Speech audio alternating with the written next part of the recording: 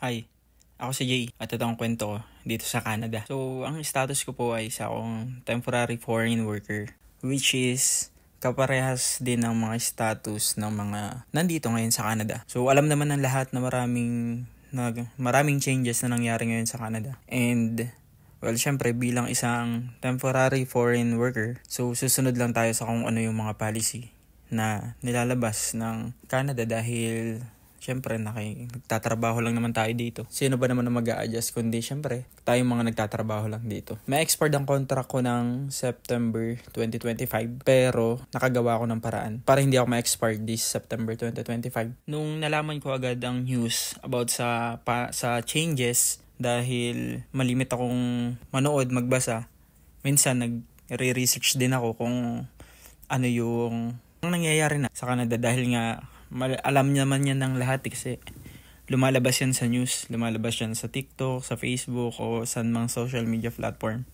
And bilang isang temporary foreign worker, syempre kinakabahan ako dahil I need this job, I need this work dahil hindi naman kami mayaman eh.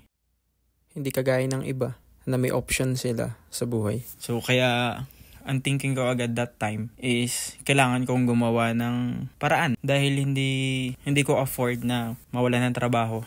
Ganun. Kaya ang thinking ko, sabi ko, parang kailangan may gawin ako. I'm sending resumes from January, February, March, April, and then May. Almost 500 resumes sa mga na-send ko. And luckily, may nagre-reply naman. Yun nga lang, hindi ako natatanggap or kailangan nila is permanent resident, mga PR. So, yun yung mga kailangan nila. And then, syempre, nag-try pa din ako kasi sabi ko, nandito pa naman ako sa Canada and may status pa naman ako and pwede naman ako maghanap ng trabaho. So, isinentabi ko muna yung ibang bagay. Ang ginawa ko muna, araw-araw, bago matulog or pag may time ako, day off, maghanap lang ako ng trabaho. Ako bilang isang temporary foreign worker, tanggap ko naman na possibly by 2025 of September, uwi na ako.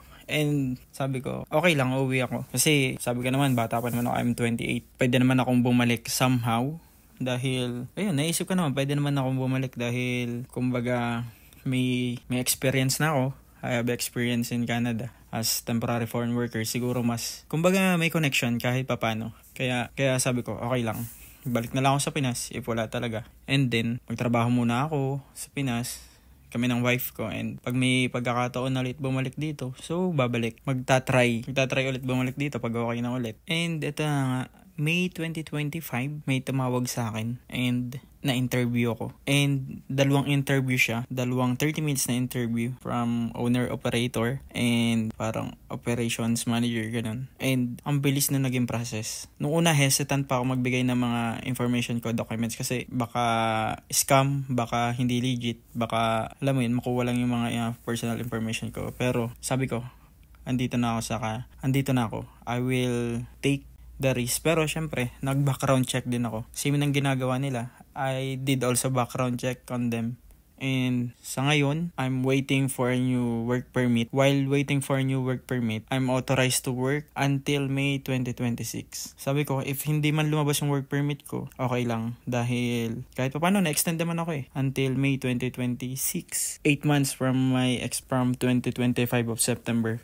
So malaking tulong na yun para sa pero pag lumabas yung work permit ko sa susunod ko employer, kailangan ko nang lumipat dun with 2 years contract again. Then, ayun, mag-i-start ako dun sa bago kong job. And what is good with that is, entry ko dito is food counter attendant. Yun, na-apply akong job is food service supervisor. And pumirma na ako via electronic signature online. And ayun, nakasubmit na rin yung bagong work permit ko. And waiting na lang na lumabas. Based sa sinabi sa akin ng aking consultant is 46 months siya. Base din sa mga na-research ko. Same lang, 46 months. Pag nag-check ako through IRCC processing time. So, sobrang accurate. And yun lang. To summarize, hindi ako mag-stop work ng September 2025. And tuloy lang ang kwento ni Jay. At ako si Jay.